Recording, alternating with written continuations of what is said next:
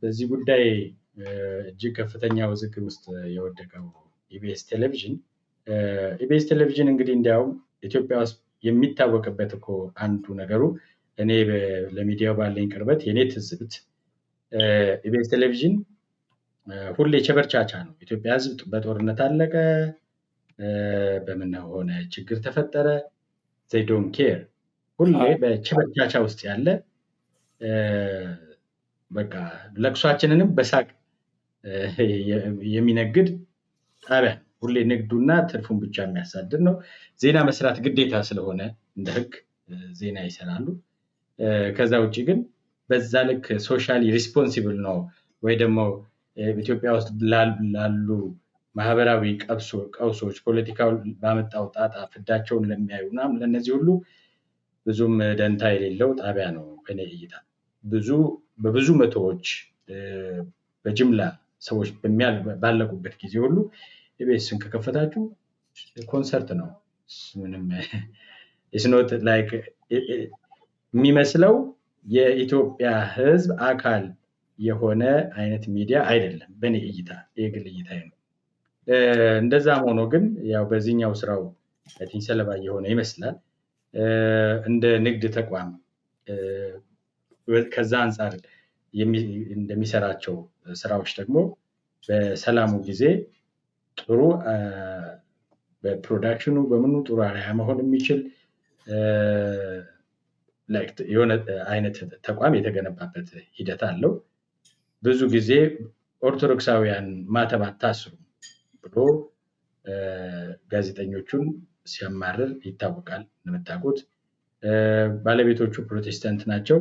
በቅርበት የምናውቃቸው የፕሮቴስታንት ጓደኞች ያሉን ጋዜጠኞች እዛ ውስጥ እኔ ራሴ በጣም መቀርባቸው ነበሩ። የተሻለ ፕሪቪሌጅ እንዳላቸው ይታወቃል እና በሃይማኖት እንደዚህ አይነት እንትን ነበረባቸው። የዛሬ 5 ዓመት ይሄ ክስተት በተፈጠረበት ጊዜ ይሄን ዘገባ ሰርተው ነበር። አይ ቲንክ ክሬዲቱን ማስታወስ ያስፈልጋል። በአሁኑ ብቻ አይደለም፣ ከደምቢዶሎ ጋር በተገናኘ ቤት ያለው ስራ ሌሎችም ሊኖሩ ይችላሉ። አዲስ ነገር የዜና መጽሔታችን የታገቱት የደምቢዶሎ ዩኒቨርሲቲ ተማሪዎችን የተመለከተ ዘገባ አድርሰናችሁ ነበር። ነገር ግን አሁንም ድረስ ከሚመለከተው የመንግስት አካል ተማሪዎችን በተመለከተ ተጨማሪ መረጃዎችን ለማግኘት አዳጋች ሆነዋል።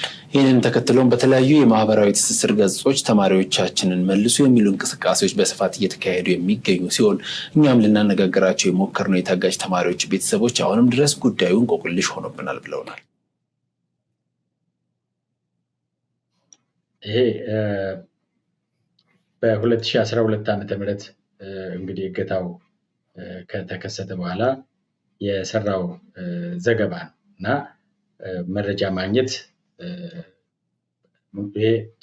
ጥር 18 2012 ዓ.ም የቀረበ ዘገባ ነው። አሁን ያየነው ከመንግስት አካላት መረጃ ማግኘት ፈታኝ ሆኗል።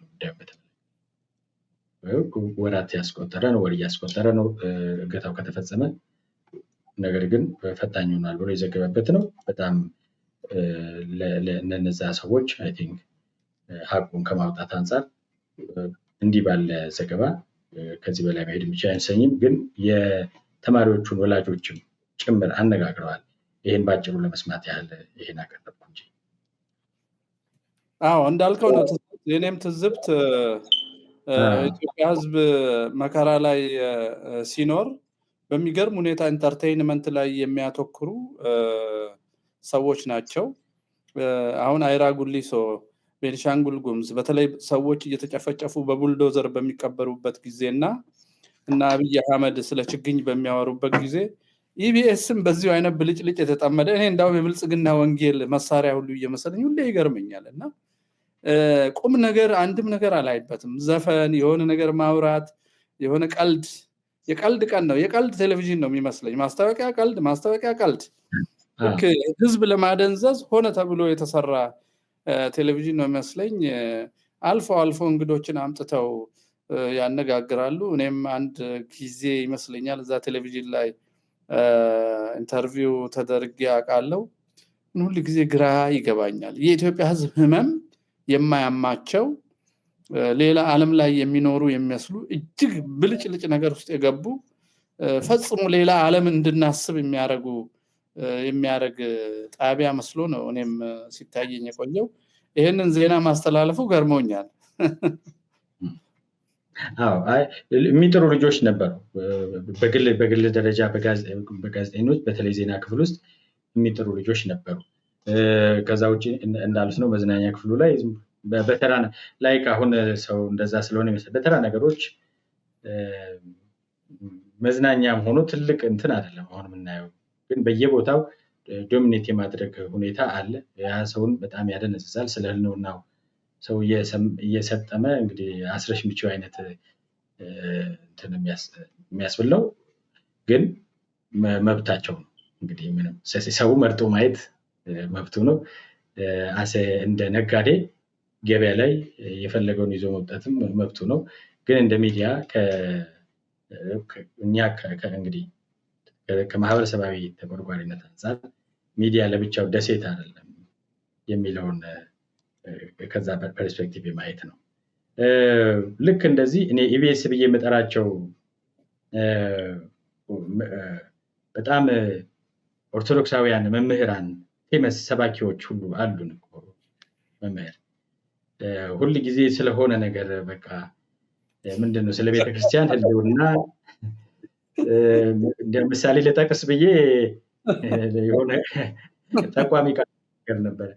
ስለ ቤተክርስቲያን ህልውና ስለ ምናን እልቂት በፍጹም የማይናገሩ ቤተክርስቲያን ላይ ስለሚደርስ ስልታዊ ጥቃት ሁሉ መናገር ነውር የሆነባቸው የሰውን ትኩረት የሚስቡ አጀንዳዎችን ይፈልጉ ግን በጣም ሰፊ ብዙ ተከታይ ያላቸው እንዴት ያሉ እንቁ መምህራን አሉ። እና ኢቤት ብዬ ነው መጠራቸው እነዚህ ያሉ ሰባኪዎችን መጋቢ ምናምን ተብለው የሚጠሩ they don't care ገንዘባቸው የሆነ ነገር እስከሞላ ድረስ ጥሩ ተከታይ እስካለ ድረስ የሆነ ቤተክርስቲያን ተጠርተው ጉባኤ ሙሉ እስካለ ድረስ እና በቃ ቋንቋ ቀጣጥለው እንትን ብሎ በጣም ሰው አጨብጭቦ እስከ እንትን ላለ ድረስ ያለውን ያለቀውን ትቶ በቃ ያለውን ማስጨብጨብ ነው። እንደዛ ያሉ ኢቢኤሶች ናቸው እነዚህ። መጋቤ ምናምን መምህር ምናምን ይባላል። ከዛ የልጆቻቸውን እልቂት የማረሳሳትና የተረፉት ለሚቀጥለው እልቂት መከላከል እንዳያስቡ ተሰልፈው እንዲጠብቁ በገዳዮቹ የተቀጠሩ የሚመስሉ ናቸው አንዳንዶቹ መምህራን፣ ሰባኪዎችና መዘምራን። አንዳንዶቹ ስንሞት እንበዛለን በቃ ዝም ብለህ ሙት ብለው ይሰብኩሃል። ሌሎቹ ነጭ ለብሰህ ሜዳ ሞልተህ ዘምር ይሉሃል። ሌላው ደግሞ መንፈሳዊነት ማለት አሁን በቅርብ አንድ ጳጳስ እንደሱ አይነት ቀልድ ቀልዷል። ጊዮርጊስ እኮ ጠበንጃ የለውም በቃ በጸሎት ነው ያሸነፈው ምናምን ይሉሃል። እና እንደዛ ከሆነ ለምን አያሸንፉልንም? መንኩሶ የለ እንደ ከገዳዩ ጋር እየተመካከር ነው እያለ በፍርሃት ተሸማቆ እየኖረ ለኛ መሳሪያ አንይዝም ብሎ የሚሰብክ ጳጳስ ታገኛለህ። እውነትም ኢቢኤስ ጥሩ ስያሜ ነው ይሄ። ኢቢኤስ ጳጳሶች፣ ኢቢኤስ ሰባኪዎች፣ ኢቢኤስ መዘምራን አሉ። መዝሙርም ውስጥ እንደዚህ ግጥሞቹ መዝሙር ውስጥ አለ። በቃ ኢማጂነሪ ነገር መዝሙሩ ራሱ ቁም ነገር ወይንም የአባቶቻችን የመልካ ቅዱሳን የተለያዩ ከቅዱስ ዳዊት እነዚህ ሰማያዊ ነገር የሚያሳስቡ ሳይሆን ስለ ስጋ ታሪኬን ቀይረው በቃ እኔ ይድላኝ እግዚአብሔር እንዲህ ሲያደርግልኝ ሰው ጉድ ይላል ተአምር ስራልኝ የሆነ ንግድ የመሰለ ነገር ነው። እና እውነትን ነው ኢቢኤስ መዘምራን ማለት እንችላለን። እነዚህ ኢቢኤስ ሰባኪያን፣ ኢቢኤስ ጳጳሳት ምን አይነት ጉድ። ስለዚህ ኢቢኤስ ላይ አልፈርድበትም፣ ስሙን እንቀይራለን ሌላ ጊዜ። ቢያንስ ብርቱካንን አናግሮ ይሄን ሁሉ ስላናገረን ኢቢኤስ አንዳንዴ ተሳስቶ ወይ ደግሞ ቀላቅሎም ቢሆን እንዲህ ያሉ የህልውና ተኮር ስራዎችን ወይ ደግሞ የሰውን ህመም የማዳመጥ እንድናዳምጥ የሚያደርጉ ስራዎችን ይሰራል። ግን የኛዎቹ የማሉ ነው የሚመስሉት። እንዲያውም እኮ አሁን ባሉት ልክ መምህር እንዲያው መንፈሳዊ እንዲህ ነው እንጂ እንዲህ ብለው ስለ ጉዳዩ በተቃራኒም ቢሆን አቋም ይዘው ስለ ጉዳዩ መናገር እንዲያው አንድ ነገር በቃ ትና የምትባለው ኮከብ በዚህ ወጣ በዚህ ገብታ ምናምን የሚሉ አሉ።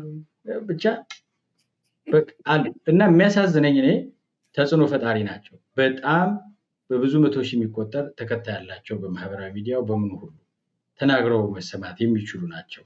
ሰው የሚከተላቸው እነሱ ናቸው። የዘመናችን የኦርቶዶክሱ ላይክ ፐብሊክ ፊገር አይነት የሚባሉ ሰዎች ናቸው። ግን የሚከተላቸውን ሰው ለምንድን ነው የሚፈልጉት? በነፍስም እየጠፋል በስጋም እየጠፋ አለ። ግን ለምን ነው የሚፈልጉት ሲባል ግራ ነው የሚያጋባው እና አይራሩ ለሚከተላቸው ሰው አይራሩለትም። እነሱ ገንዘብ መክፈል ከቻልክ ገንዘብ የሚከፍለው እስከተረፈ ድረስ ከሞት እስኪሞት ድረስ ይከፍላቸዋል። ከዛ ያመልጣሉ። አሁን እኮ አንዳንዱ ትምህርቱም እያስከፈለ ነው የሚያስተምረው። ታውቃለህ አይደል? እያስከፈለ ተመዝገቡ ያስከፍልሃል። ደግሞ የሚያስተምር በስጋም በነፍስም አይጠቅምም።